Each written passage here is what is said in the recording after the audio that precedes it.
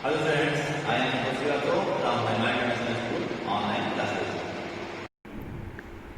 आज हम लोग टेम्परेचर के बारे में पढ़ेंगे, यानी कि तापमान। If we touch a utensil kept on a burning gas stove, it feels to be very hot. We say that the temperature of utensil is very high.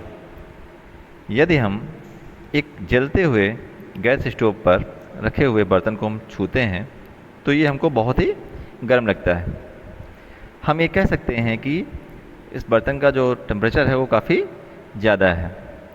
On the other hand, if we touch a utensil placed in a refrigerator, it feels to be very cold, and we say that the temperature of utensil is very low. दूसरी ओर अगर हम fridge में रखे बर्तन को छूते हैं तो यह बहुत ही ठंडा लगता है, और हम ये कह सकते हैं कि जो है बर्तन का जो टेम्परेचर है वो काफ़ी कम है। Thus a hot object has a high temperature, whereas a cold object has a low temperature. Means इस प्रकार एक गर्म वस्तु का जो तापमान होता है बहुत ही ज़्यादा होता है, जबकि ठंडी जो वस्तु होती है उसका तापमान कम होता है। This give us the following definition of temperature. इससे हमें टेम्परेचर की डेफिनेशन मिलती है।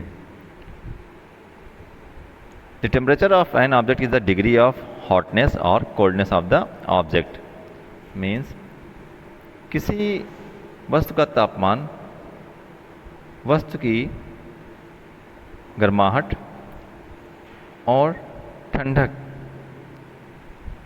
की डिग्री है। किसी वस्तु का तापमान या टेम्परेचर हमें ये बताता है कि वस्तु जो होती है वो कितनी गर्म है या ठंडी है।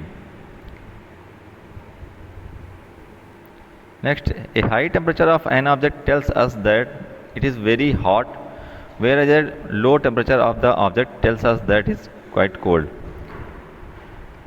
किसी वस्तु का ज़्यादा टेम्परेचर हमें बताता है कि ये बहुत ही गर्म है, जबकि किसी वस्तु का कम टेम्परेचर हमें ये बताता है कि ये काफ़ी ठंडा है। एग्जाम्पल्स के लिए, the temperature of boiling water is 100 degree Celsius, which is quite high. So boiling water feels to be very hot. On the other hand, the temperature of melting ice is 0 degree Celsius, which is quite low. So ice feels to be very cold touch. Means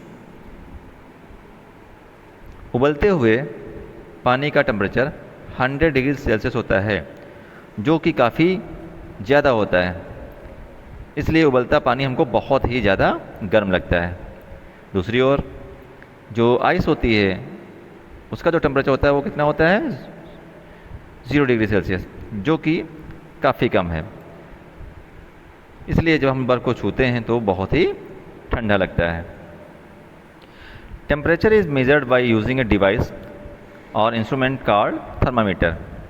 A thermometer has a scale marked on which is used to read the temperatures.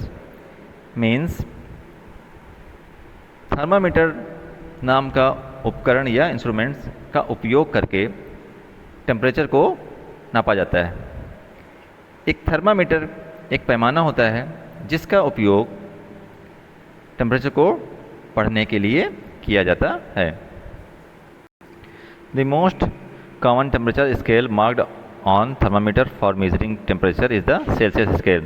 So the temperature is expressed in the unit of degree Celsius, which is written in short form as degree Celsius. In the unit degree Celsius, the small circle at the top denotes the term degree and the letter C denotes Celsius. Temperature को मापने के लिए thermometer पर Fahrenheit या degree Celsius के निशान बने होते हैं या स्केल दी होती है। तो टेम्परेचर डिग्री सेल्सियस की यूनिट में दिखाया जाता है, जो डिग्री सी यानी कि सी के रूप में लिखा होता है। आप देख सकते हैं यूनिट डिग्री सेल्सियस में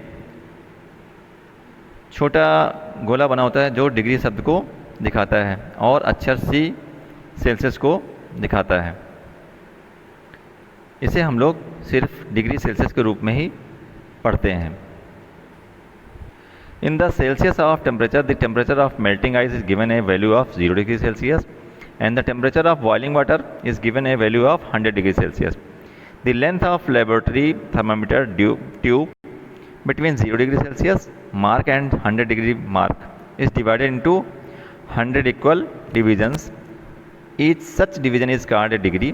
Please note that the temperature of an object should always be stated in its unit degree Celsius.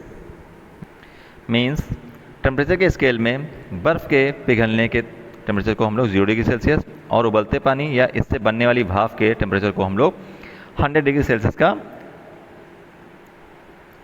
Value दी जाती है।